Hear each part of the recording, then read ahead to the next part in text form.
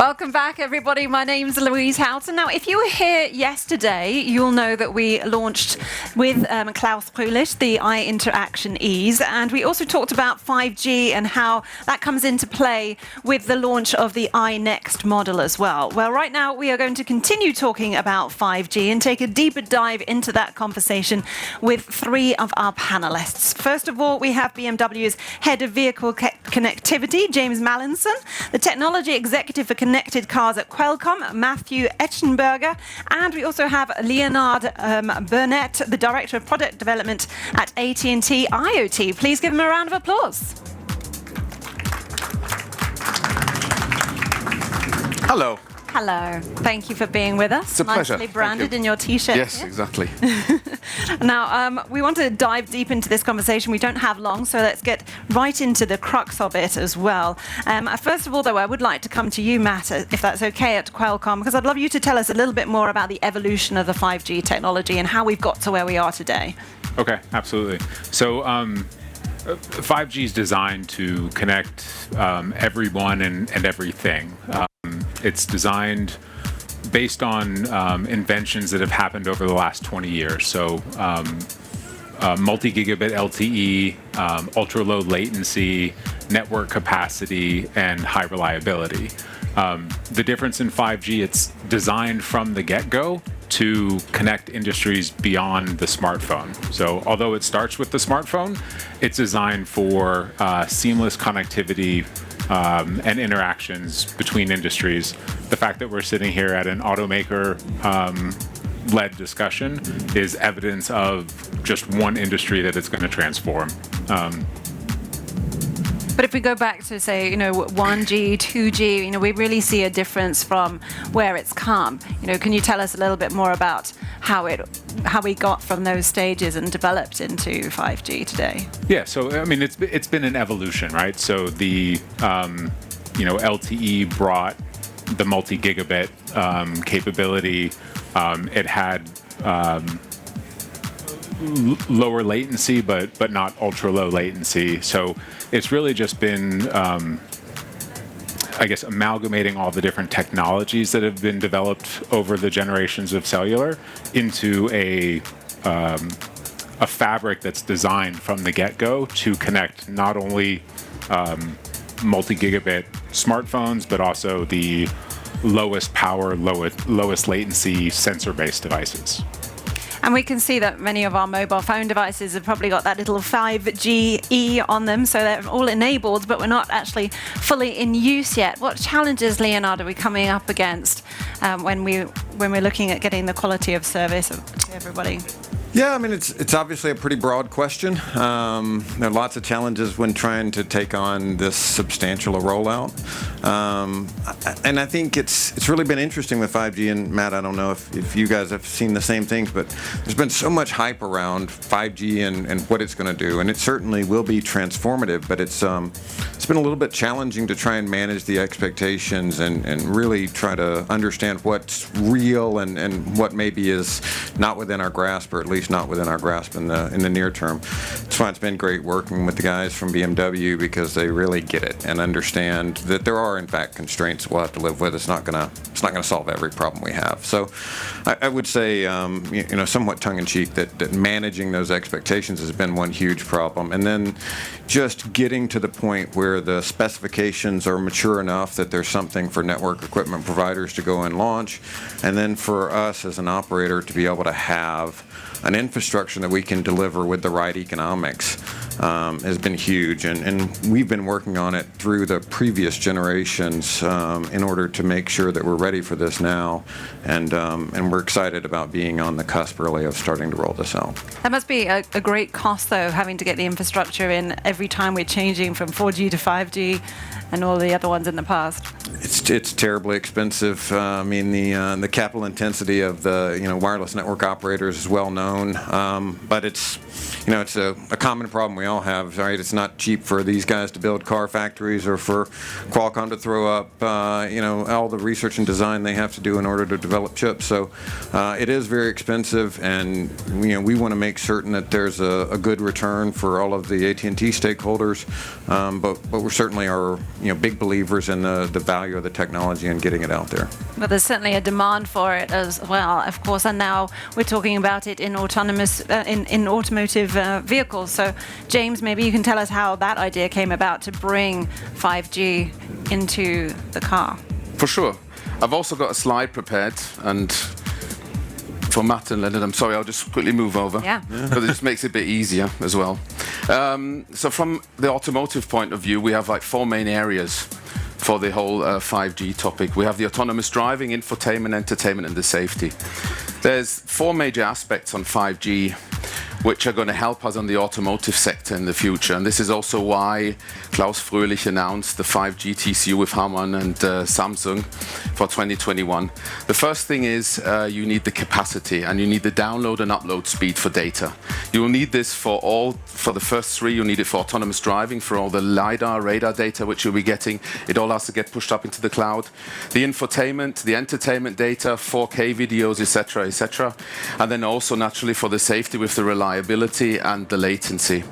The connectivity with the cellular V2X and the safety is also another aspect of 5G, which is very important for automotive.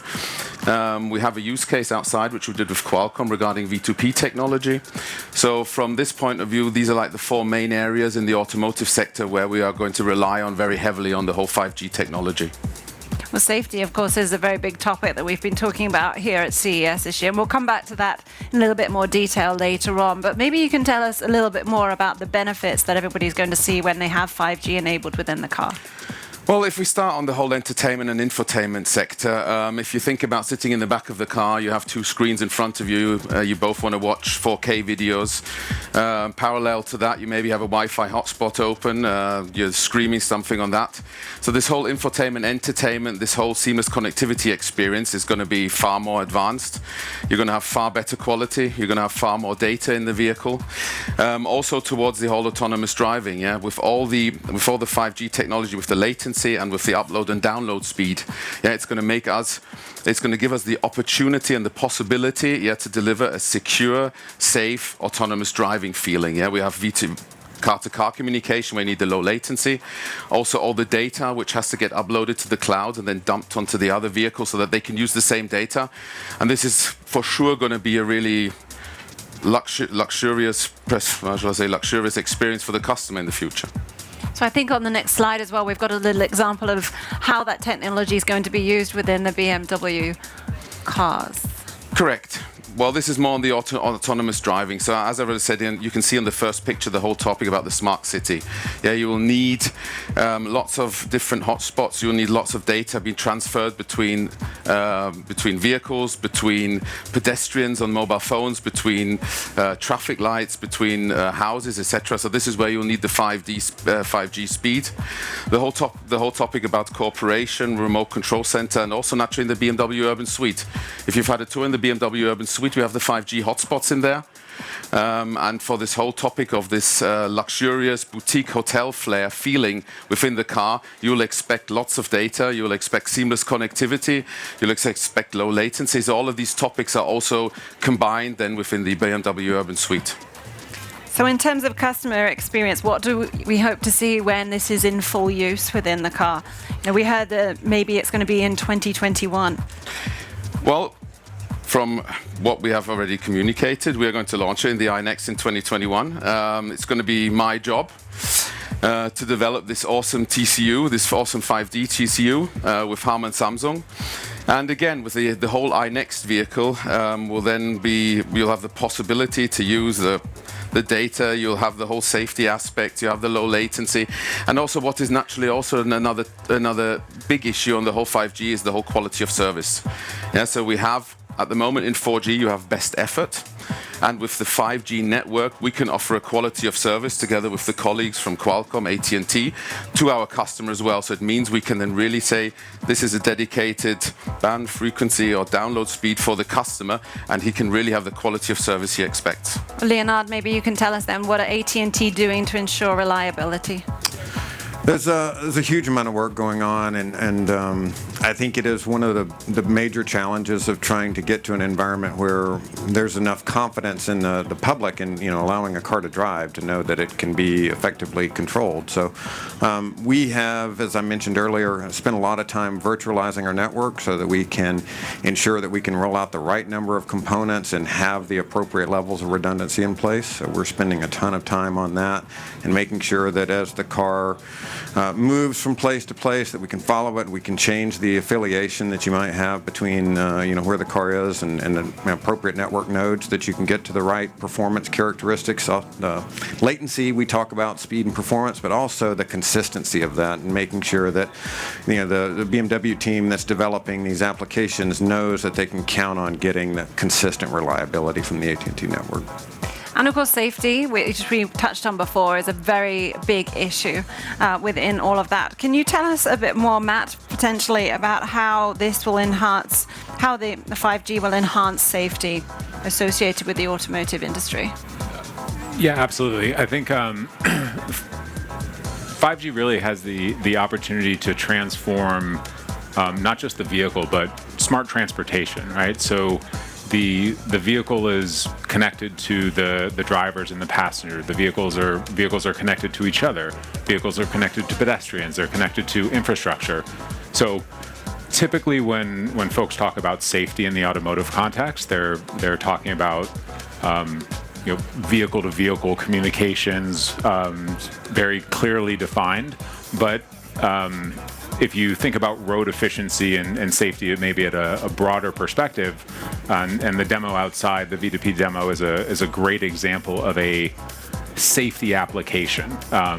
Again, not safety in the traditional automaker sense of the word safety, but the ability for any one of us who's walking with our heads down in our smartphone to be alerted to the fact that there's a car coming by adds to safety. The ability for that vehicle, even though it's an autonomous vehicle and the people in the car are not aware, but for that vehicle to basically have a sensor that's incorporated into its logic that says, oh, there's a pedestrian who looks like they're moving towards the intersection, slow down, use the rest of your sensors to observe. It's really transformative, I guess.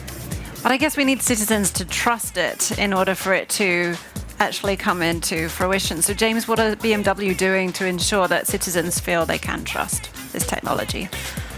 Well, when we're implementing this whole 5G and mobile networking, we're relying on the competence we've built up for the last 15 to 20 years. Yeah, BMW was one of the first to have a telematic unit within their car. We've got a couple of million connected vehicles outside.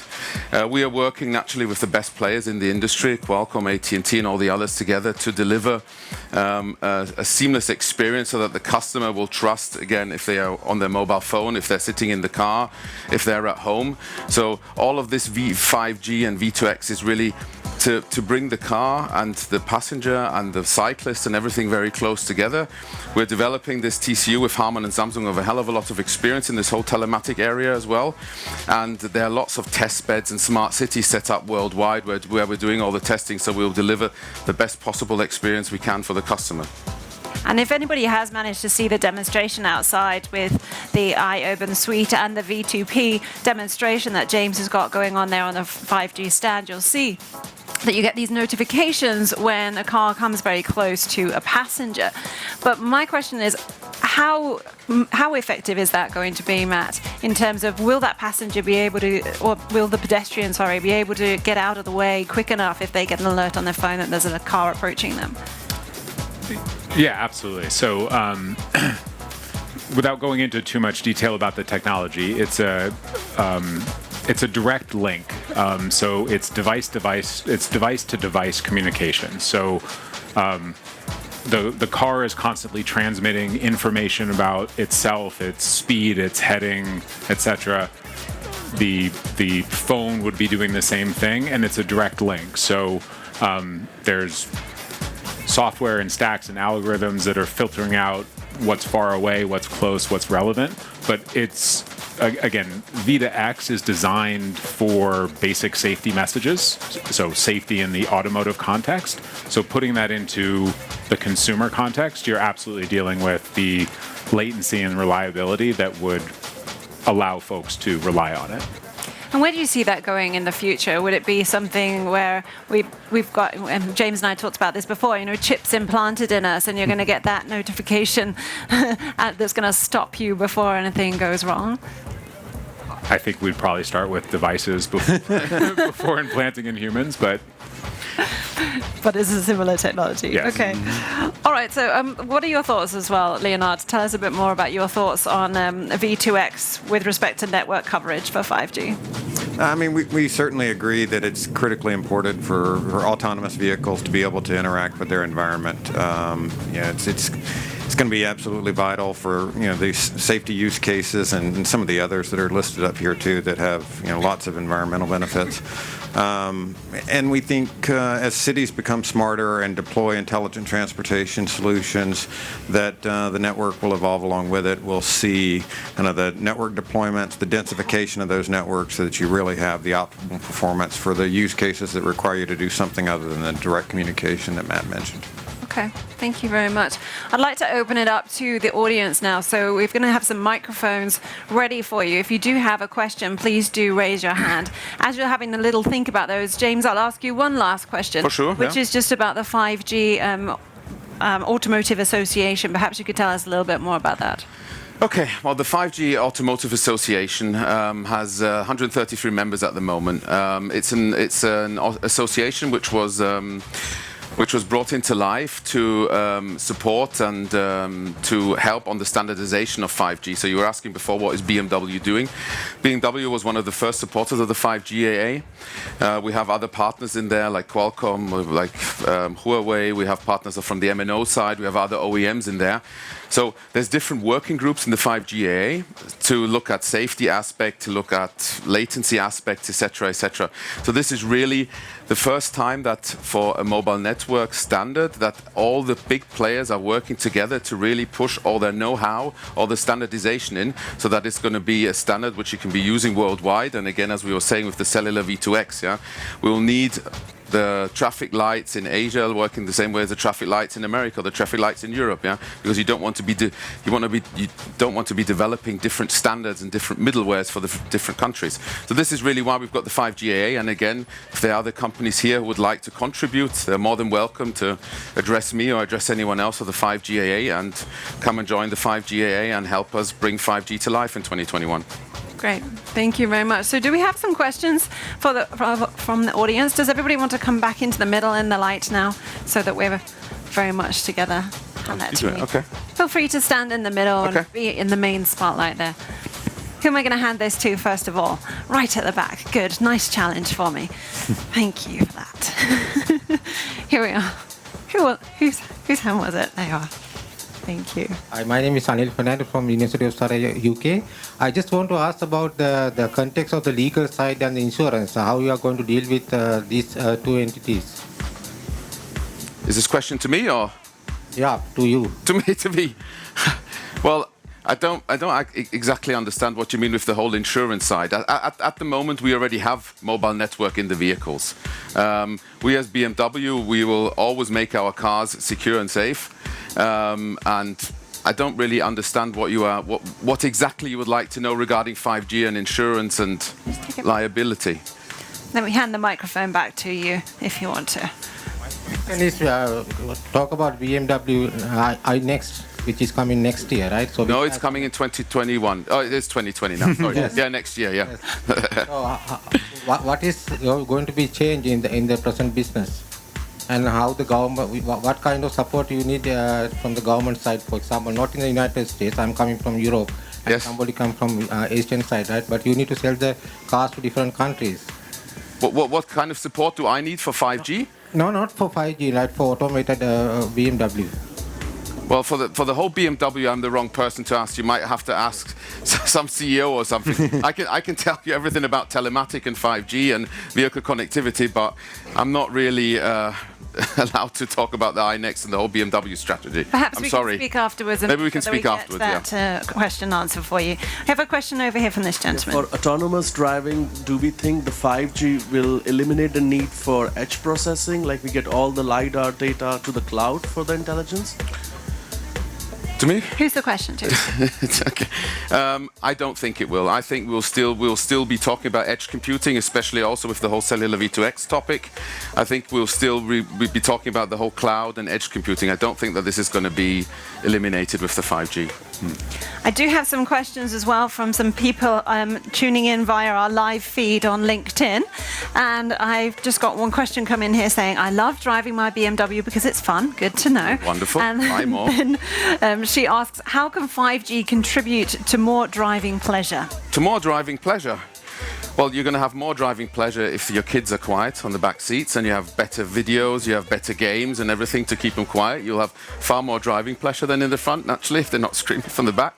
You're going to have far more driving pleasure for sure if you have the whole autonomous driving, yeah, because you can lie back, you can relax, yeah, you can maybe use your iPhone, you can maybe do something else, and then you can go back to driving your wonderful BMW. So those are two aspects where it's certainly going to help. Yeah. Are there any other questions from the audience? Gentlemen over there. I've got some more from LinkedIn, but let's break them up. Come over to you first of all. Here we are. Thank you. I had a question for AT&T. This is a humongous undertaking you're working towards. How many years do you think it'll take before it'll be commonplace for all of us to be utilizing this technology in a safe environment? Lots of parts to that question. I think from the network technology side of things and the actual rollout of 5G technology, it's already begun. We publicly announced, the deployment in several cities in 2018, into 2018, I think, and then, continuing rollouts now.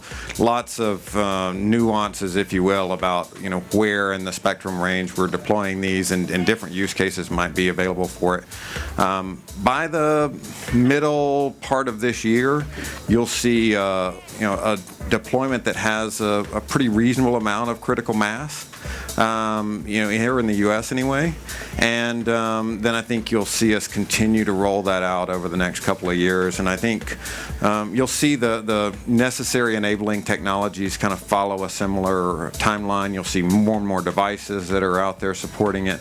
And, then there will be all of the surrounding infrastructure and ecosystems that come along to make it so that it's safe and, regulation catches up to where the technology's gone, and commercial environment and whatever else. So I think it's probably, as soon as later this year, but really a couple of years till you're seeing kind of, 5G everywhere and lots of use cases being realized.